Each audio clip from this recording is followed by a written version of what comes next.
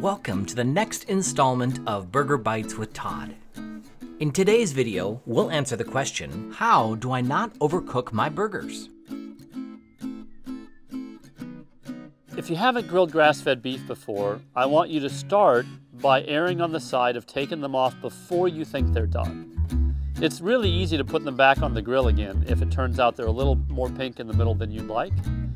But once they're overcooked and they're dried out, there's nothing but ketchup that can make them a tolerable eating experience. And that's just a shame to do. Our ranchers put an enormous amount of effort into producing beef that when you eat it, it just blows you away with flavor and tenderness, and your body feels so nourished after each meal. And we don't want to lose all of that good work by overcooking it. Thank you for watching today's Burger Bite with Todd.